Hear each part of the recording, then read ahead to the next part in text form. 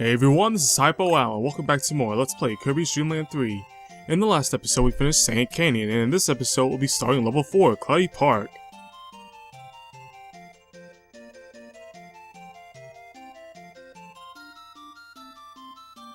Alright, let's get started with Hibana Madoki's stage. Now, I decided to get Ku at the very beginning of this level instead of waiting until the... Well, he's actually in this level, but I decided to get him first because I thought it would be a good idea at the very beginning, but it turns out it's actually just good to wait till the very end of the level where he actually is, and you'll see why later on. Now, if it seems like I already know that, well, one, I played the game already, but two is because I'm actually post-commentating this. And that's because, for some reason, I decided it was a good idea to put the speaker and the microphone on the same device. And the commentary quality just came out just dreadful. And so I really didn't feel like recording everything again, so I just decided just to cut my losses and just give post-commentary a shot. So, I would also like one of the, and I also like to point out that it's almost midnight over here when I'm recording this, so I'm really hoping I'm not just about to lose it, because that's kind of one I'd record more towards night, and I'd record more towards nighttime if it weren't for the fact that I was always fear that my commentary would just it would just degrade itself, because I would always just fall into that temptation just to fall asleep in the middle of a recording. And so, pretty much I decided, I guess getting Ku early on was a good idea, or at least I thought it was, because I could just rush through the level.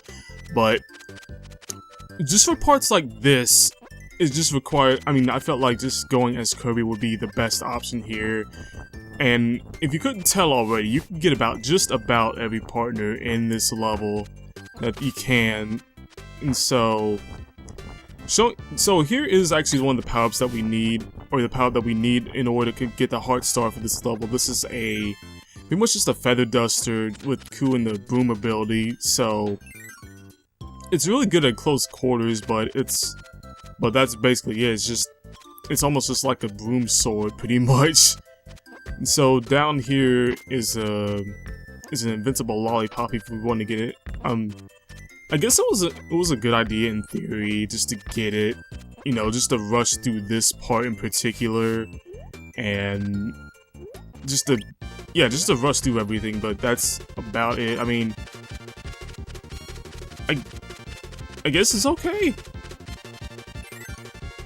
Alright, so this is actually the room where Ku would be, but there's this one part, like the other parts that we passed, where there were just the rolling rocks, and you had to be like really patient with them. Now, the one thing that I guess, as big of a Ku fan that I am, I guess one part that I really dislike about him is that for some reason it's just so difficult to get down these platforms. Like you'll see in a little bit that I had a bit of trouble trying to get down these platforms, trying to avoid these rocks. So I just decided to pass up on some of the other powers because I was just so bent on trying to get the Heart Star for this level, when in actuality, there's actually another opportunity to get a Broom ability coming up here. And so I'm just gonna wait up here and wait for this rock to roll by. And, this is kind of the point in the game where it kind of just proves my point about this is probably one of the more relaxing Kirby games, because, well, one, just the music, and two, just the atmosphere. Aesthetically, this is probably my favorite level in the entire game, even though I'm a big ice level fan. I think sky levels are pretty fun too, I think they also, along with ice levels, have pretty good music as well. And so up here is the next room, and this is actually where we'll be getting our Heart Star. So here's our opportunity to get Broom right in the exact room where we'll be getting our Heart Star. And I didn't even see that Kiki roll behind the clouds there, and this is kind of one tricky part of the level, is that there's a bunch of clouds everywhere and they kind of block visibility. And so basically what we have to do is, for this stage, is that we have to clean all the flowers with a Feather Duster, and as you'll see, it doesn't work with just Broom. It'll count as you stepping on it, which is a big no-no in this game. So,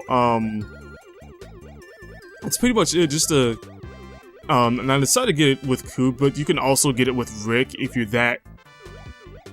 But it's just masochistic just trying to get it with Rick because like you've seen in the earlier levels, you only jump once with Rick, and it's just a lot easier just to fly with Coop and just to clean the flowers off. So I just decided to pass up the rest of the level, and that's pretty much it.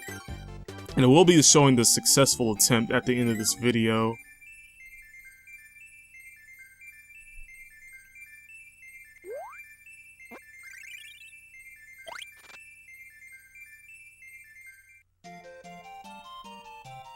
Alright, so moving on, this is Pio and Cacos stage. So basically, Cacos lost her child, and what we need to do is there is a needle ability coming up later on this level that we need to get, and that's what we need to get our heart star. So there really isn't that much to talk about with this level in particular. I just pretty much just rushed through it. I mean, this pretty much just all that is that there's interesting about this level is just a change of scenery. How instead of just being in the clouds, we're like above the clouds now. And I really do like this layered look that they have about them. You'll see that during the course of this world here. And so I really just decided to pass up on just animal partners here, because even though it was a good idea, I mean, it probably would be a good idea to show power-ups. I mean, I just felt like I just really wanted to get this done, even though in all honesty, it probably is just a good idea, because you don't really need an animal friend to get this heart star. You could just use Kirby to get it. And so this parasol ability is a really big help in rushing through this level, because there's a bunch of star blocks blocking the way. Oh man. Sorry about that. I feel like I'm kind of out of it right now because it's a bit late now, and so probably could have grabbed that cutter ability, even though I think, you know, coming into this game, I really didn't think that I had a favorite ability in this game, but I think the cutter ability, if I had to pick one, would probably be my favorite, even though, I mean, probably because I'm a big fan of just projectile abilities, even though, I mean, that's probably the reason why the bomb is probably my favorite overall power-up in all the Kirby series, because it's just a great projectile ability.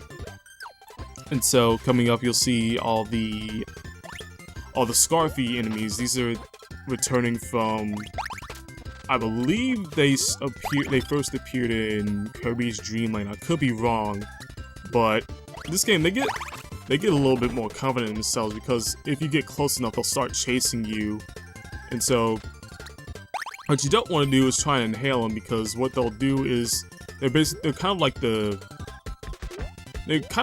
the boos in the Mario series a little bit, where they'll begin to chase you when you turn around, but when you try and inhale them, they'll basically just try and chase after you, and they will explode after a while. So here is where we'll get our needle ability, and we'll be needing that. I'll just be getting that right here. There's also a bunch of stars if you want to grab them here. So we'll be needing this to get our heart star, and just fly through the updraft here, and just keep on running. And I believe the star is right through this door. Maybe not. I think that's part of I mean, that was a running thing about some of the episodes later on, is that I kept fumbling through the doors, and so I actually believe that the next door is the right one. At least it should be. So we'll keep running here and through this cap bar. And yeah, that's it. We just pop the balloon, and that's pretty much it. I don't know why I ran under that cloud for no reason, but oh well. And that nets us our next heart star.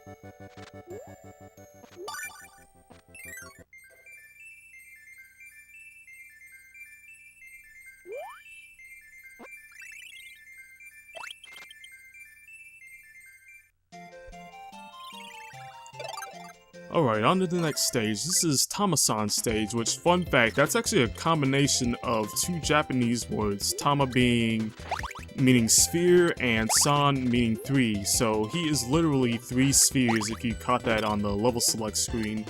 So this is basically our next minigame stage, and this is about the point of the game where I just start to do terrible at the minigames. As you'll well, I won't spoil it. So I do like, this might be my favorite of or one of my favorite levels in this world, because one thing I do like about this level, and by level I mean this entire world, is all the different change of scenery from just being in the clouds to above the clouds to in this rain cloud here. I just think it's just a really neat transition, and it kind of really gives this level a lot of life if you really think about it. So I just decided to pick Rick here because he hasn't really gotten that much screen time, even though he isn't really one of my favorite animal friends to get, but I think it's just fair that we just show him off here.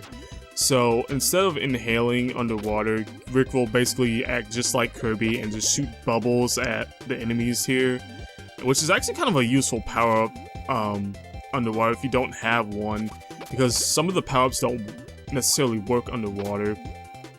And so thankfully this level in particular isn't really all that long either. I mean, I think we'll be finishing it coming up pretty soon.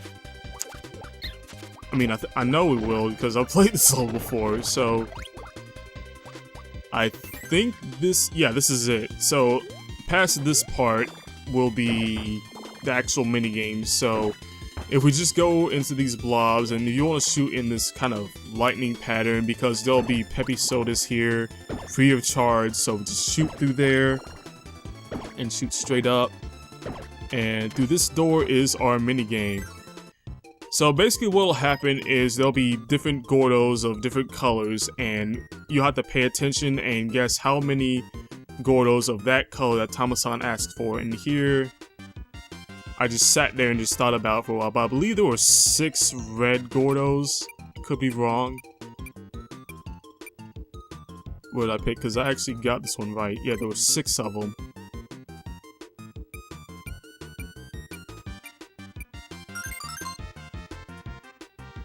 And so then, as the minigame progresses, they'll get a little bit faster. So the blue ones, I believe there were 5 of them.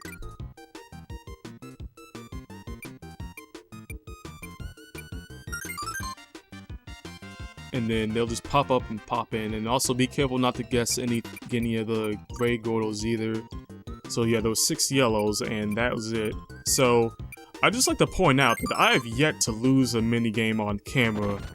Knock on wood. Even though the next one is actually probably my worst minigame out of all of them. And so I really like this last part of this level. It's just this kind of like flurry of clouds coming at us, and I just really like the texture of it. They just look so fluffy. And so just like last part of all the levels, it's basically just a collectible part. So if there's any stars that you want to get for extra lives, here they are. And I don't know how I didn't get burned by that Galbor, but I will gladly take it. So here's a good opportunity to show this off. This is basically a flamethrower. This is what happens when you get the flame ability with Rick, is you'll shoot out flames. The only downside is you'll be vulnerable from the back. So just be careful of that. And just keep flaming everything, and all should be well. And here's the end of the level.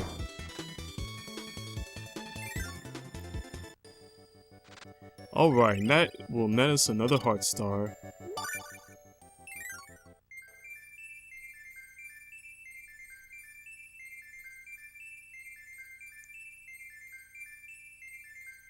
I think that's one thing about some of this recording, is that I fell short in the minigame of what I actually wanted to get, so I just decided to cut here to this successful attempt. There really isn't all that much to say, except just this is what happens when you actually do it with Ku. So this is probably the last you'll hear from me until the end of the video.